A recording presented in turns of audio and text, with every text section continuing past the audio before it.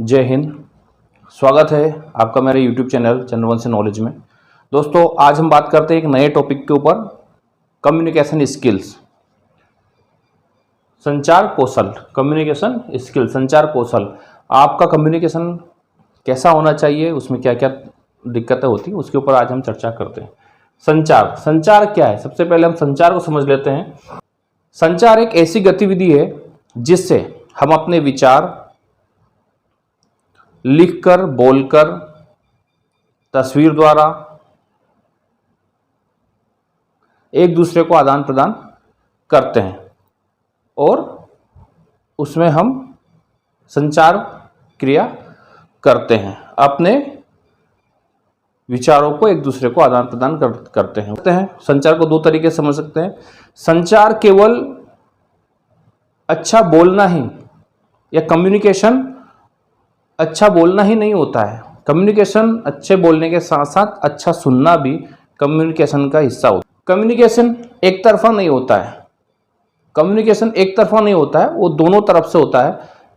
एक तरफ से बात कही जाती है, दूसरी तरफ से बात सुन करके उसका जवाब दिया जाता है। वो ही कम्युनिकेशन का माध्यम बनता है, वही पूर्ण रूप से कम्युनिकेशन कहलाता है। हम कम्युनिकेशन करते हैं, कैसे करते हैं, किस प्रकार से कम्युनिकेशन करते हैं, तो उसके कुछ पॉइंट हैं।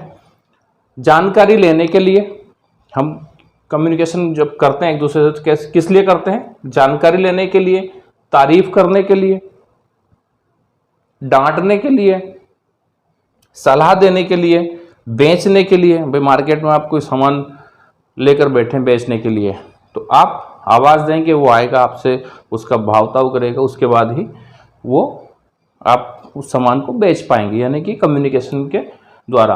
किसी को प्रेरित करने के लिए, अभिवादन के लिए, अन्य लोगों के साथ बातचीत करने के लिए, इतने तरीके से हम कम्युनिकेशन करते हैं। कम्युनिकेशन प्रक्रिया, तो कम्युनिकेशन प्रक्रिया क्या होती है, कैसे होती है कम्युनिकेशन प्रक्रिया? कम्युनिकेशन प्रक्रिया होती है, एक संदेश भेजने वाला होता है, संदेश देने वाला होता है। उस संदेश को दूसरा व्यक्ति संदेश को प्राप्त करता है और संदेश प्राप्त करने के बाद अपना जवाब देता है। उसके बाद ही कम्युनिकेशन की प्रक्रिया पूरी होती है कि एक व्यक्ति ने अपनी बात रखी, दूसरे ने उसको सुना, समझा, उसके बाद उसका पूरा जवाब दिया। यही कम्युनिकेशन की पूरी प्रक्रिया कहलाती है। कम्युनिकेशन में कैसे बाधाएं उत्पन्न होती है, कैसे बाधाएं आती हैं, तो हम समझते हैं। सबसे पहला शोर। आप जहाँ पर बातचीत कर रहे हैं, दूसरी तरफ से कहीं शोर हो रहा है, तो आपका कम्युनिकेशन सही नहीं हो पाएगा। अनुचित माध्यम, आपका माध्यम सही नहीं है। गलतफहमी, अगर आपको एक दूसरे के प्रति गलतफहमी है तो आप कम्युनिकेशन नहीं कर पाएंगे। भावनाएं, भाषा भी एक महत्वपूर्ण विषय है। मेरे को कोई जो भाषा आ रही है, हो सकता है सामने वाले को भाषा ना आ रही हो, उसकी वजह से भी कम्युनिकेशन में बाधाएं आती हैं। कमजोर सुनने के कौशल, आप किसी व्यक्ति को जिससे आप कम्युनिकेशन कर रहे हैं, आप उसकी बातों को सुन ही नहीं रहे हैं, आप उसके ऊपर आपका ध्यान ही नहीं है, तो भी आपको बाधाएं उत्पन्न होंगी। शब्दों का चयन, कम्युनिकेशन करते समय शब्दों का विशेष ध्यान रखना चाहिए कि हम सामने वाले व्यक्ति को क्या बोल रहे हैं, कैसे बोल रहे हैं। अनुचित समय, कम्युनिकेशन में कभी कभी समय भी बाधा उत्पन्न करता है, क्योंकि कौन सा समय और हम कौन सी बातें करना चाहते हैं वो भी एक कठिनाई का कारण होता है। संस्कृति, अविश्वास, कम्युनिकेशन में बाधाएं उत्पन्न होने में अविश्वास भी होता है कि हम जो बोल रहे हैं हो, सामने वाले व्यक्ति को हमारे ऊपर विश्वास ना हो तो भी बाधाएं उत्पन्न होती हैं। तो इस प्रकार से कम्युनिकेशन में बाधाएं उत्पन्न होती हैं। 6 C's ऑफ कम्युनिकेशन। 6 C's क्या हैं? तो 6 C's हम समझते हैं। सबसे पहला है क्लियर, साफ, यानी आप जब बोले तो क्लियर बोले, साफ बोले। कॉन्सिस, संक्षिप्त में बोले। यह नहीं कि एक उदाहरण देना शुरू किया तो आप 1 घंटे तक वही बोलते रहें, संक्षिप्त में अपनी बात को रखें। कॉन्क्रीट, सकारात्मक रखें, नेगेटिविटी ना रखें, अपनी जो बात करें उसमें सकारात्मकता रखें। करेक्ट, सही रखें। यह नहीं कि कोई भी अनाप शनाप, कोई भी ऐसी बात है जो जिसका कोई तथ्य नहीं है और हम बोल रहे हैं, ऐसा नहीं। करेक्ट बोलें, सही बोलें, हम क्या बोल रहे हैं वो सही प्रकार से बोलें। कंप्लीट, पूरा बोलें, आधी बातें ना बोलें। कई लोगों की आदत होती है कि वो आधा बोलते हैं। आधा नहीं बोलना है, पूरा बोलना है, ताकि सामने वाले को समझ में आ सके, क्योंकि हम किसी से कम्युनिकेशन कर रहे हैं, उसको हमारी बातें समझा रहे हैं, उसको हमारी बातें बता रहे हैं, तो पूरा बोलें, आधा ना बोलें। कई लोगों की आदत होती है आधा बोलकर छोड़ देते हैं, सामने वाला सोच में पड़ा रहता है कि ये क्या बोलना चाहता था, इसका मतलब क्या होगा, इसका क्या मीनिंग निकलेगा और इसका मैं क्या जवाब दूं। इसलिए पूरा बोलें, कोर्टियस, विनम्रता के साथ बोलें। ये नहीं कि आप हमेशा ईगोफुल रहें, अब अति आत्मविश्वास के साथ रहें। विनम्रता के साथ बोलें, अपने सारी बातें रखें सामने वाले को, तो एक विनम्रता के साथ रखें। ये नहीं कि आप हमेशा उत्तेजित होकर बात करें, विनम्रता के साथ अपनी बातें रखें। बातचीत करने के माध्यम कितने होते हैं? बातचीत करने के माध्यम 4 प्रकार से हम अपनी बातों को एक बता सकते हैं। बोले गए शब्द, एक तो आप जो बोल रहे हैं उससे सामने वाले को आपको पता चलेगा। लिखित शब्द जो आप लिख कर देंगे उससे कम्युनिकेशन होगा। दूसरा होगा शारीरिक भाषा, आपके क्या हाव भाव हैं, आप कैसे इंप्रेशन दे रहे हैं। दृश्य भाषा, कैसे आप दिख रहे हैं, उसके हिसाब से ये माध्यम होते हैं जिससे कि बातचीत हम एक दूसरे से कम्युनिकेट करते हैं। संचार में, कम्युनिकेशन में कठिनाइयों के क्या कारण होते हैं जिसकी वजह से कठिनाइयाँ उत्पन्न होती हैं? पहला, सूचना और ज्ञान का अभाव। आप पूरी तरह से, आपके पास जानकारी नहीं है और आपको उसका ज्ञान नहीं है और आप उसके ऊपर बातें करना शुरू करते हैं। प्राथमिकता और लक्ष्यों को नहीं समझना, आप प्राथमिकताओं को नहीं समझेंगे और कुछ भी बोलना शुरू करेंगे।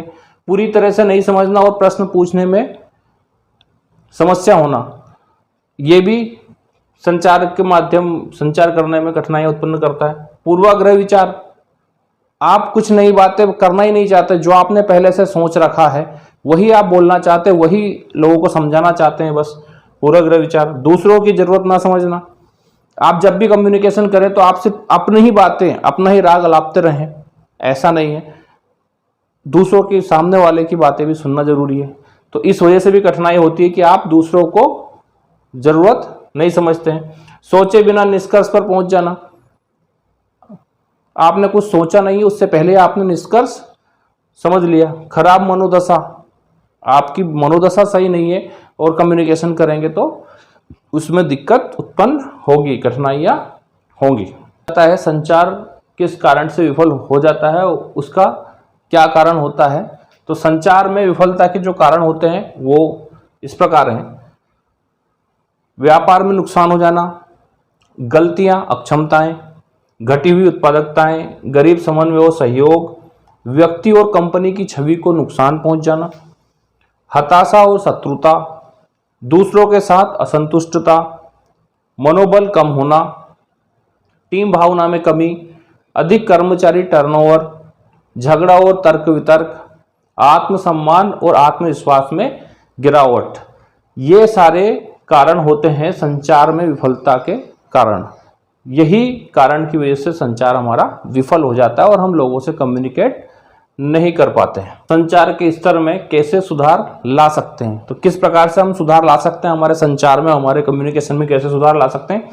अपने सामान्य ज्ञान में सुधार करें, अपनी भाषा को सुधारें, अपने उच्चारण में सुधार लाना, स्वर के उतार चढ़ाव पर काम करना, शारीरिक भाषा में सुधार करना, पढ़ने की आदत डालना, ध्यान से सुनना, किसी भी व्यक्ति की बातों को ध्यान से सुनना, गुणात्मक लोगों के साथ बातचीत करना, अपनी मित्र मंडली में सुधार लाना, चर्चा का विषय सुधारें, पहले सोचें और फिर बोलें।